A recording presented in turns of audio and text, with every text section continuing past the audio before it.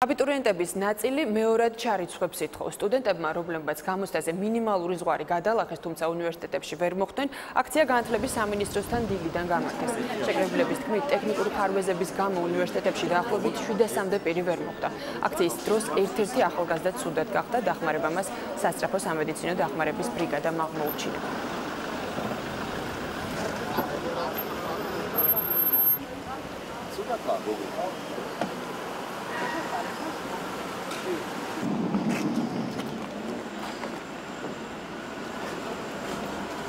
ნერვიული ფონია და სულთის უკმარისობა მიცა.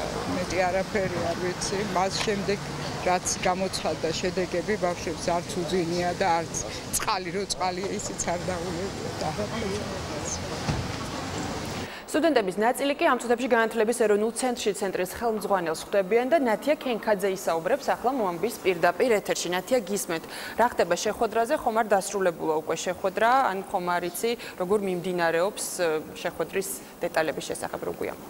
ლიზა, შეხვედრა ამ დრომდე არ დასრულებულა, აბიტურიენტები, მათი მშობლები და არასამთავრობო სტუდენტური ორგანიზაციების წარმომადგენლები ხვდებიან ცენტრის ხელმძღვანელს მაია მიმინოშვილს და აცნობენ მას საკუთარ მოთხოვნას. მოთხოვნა, როგორც უკვე აღნიშნეთ, არის მეორადი ჩარიცხვების დაშვება იმ აბიტურიენტებისთვის, რომლებმაც მინიმალური კომპეტენციის ზღვარი გადალახეს, თუმცა ვერცერთ უმაღლეს სასწავლებელში ვერ მოხვდნენ. უკვე ცნობილი არის ამ საკითხზე ცენტრის ხელმძღვანელის პოზიციაც. მაია მიმინოშვილი აცხადებს, რომ არ უნდა მოხდეს მეორადი ჩარიცხვების დაშვება, რადგან საკმარისი დრო ჰქონდათ აბიტურიენტებს იმისთვის, რომ აერჩიათ უმაღლესი სასწავლებლები განუსაზღვრელი რაოდენობით და ეცვალათ მათი რაოდენობა 6 თვის განმავლობაში.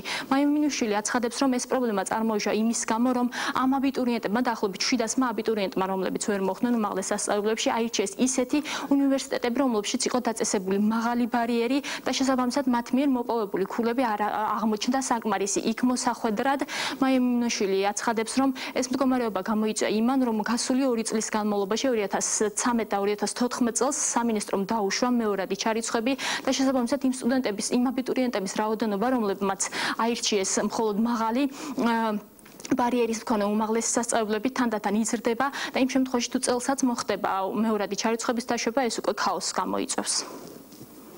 მაღალი ბარიერი იყო, თუმცა ამ ბარიერისთვის საკმაოდ მაღალი ქულები მქონდა, რომ ჩავრიცხულიყავი, მაგრამ რაღაც გაუგებრობა მოხდა და ვერ ჩავირცხე. ხონის მიმართავთ მაია მიმინოშვილს, რომ დაუშვას მეორადი ჩარიცხვები და ჩვენ მემიჯნებით ყველანაირ აქციას და ამას ვაპირებთ, რომ მოლაპარაკებით გადავწყვეტოთ ყველაფერი. ჩვენ აბიტურიენტებს შევხვდით, გავისაუბრეთ მათ, შევთავაზეთ ერთგვარი მედიატორის როლი შევასრულეთ, ჩვენ შევხვედრით გუშინ საქართველოს განათლებისა და მეცნიერების მინისტრის მრჩეველი ოთარ აბესაძე, გაიმართა მოლაპარაკება, დღეს დაიგეგმა შეხვედრა ქალბატონ მაია მიმინოშვილთან.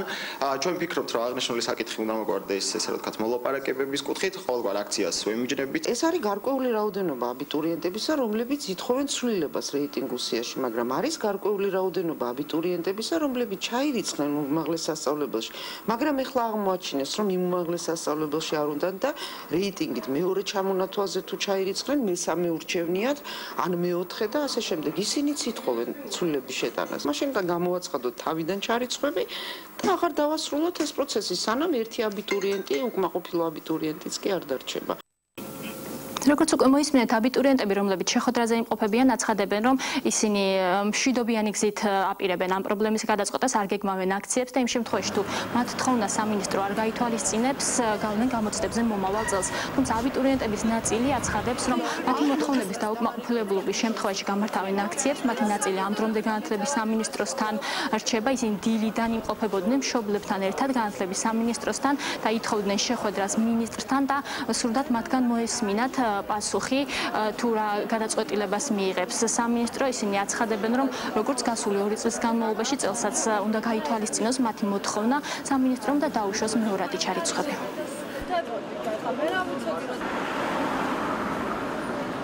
ეს არის აქცია იმ ბავშვებისგან, რომლებმაც მივიღეთ მაღალი ქულები, გადავლახეთ ბარიერი, მაგრამ სამწუხაროდ ვერ მოხვდით უნივერსიტეტებში და ჩვენ გვაქვს თხოვნა ქალბატონ თამართან, რომ იქნებ დაგვიკმაყოფილოს ეს თხოვნა და ჩაგვიტაროს მეორადი ჩარიცხვები, რომ არ დავჩათ 700 ადამიანი გარეთ მოხვედრილ ან ჩარიცხულები, უნდა ყოფილიყოთ წესით გრანტებით და მაღალი ქულები გვაქვს. ძალიან ვთხოვ განათლების სამინისტროს ქალბატონ თამარ სანიკიძეს უმორჩილესად ყველა აბიტურიენტის სახელით გაგვიწიოს თანაგზნობა შევიდეს ჩვენი შვილების და ჩვენი ოჯახების მდგომარეობაში და დღე წელსაც დაუშვას ეს მეორადი ჩარიცხვები.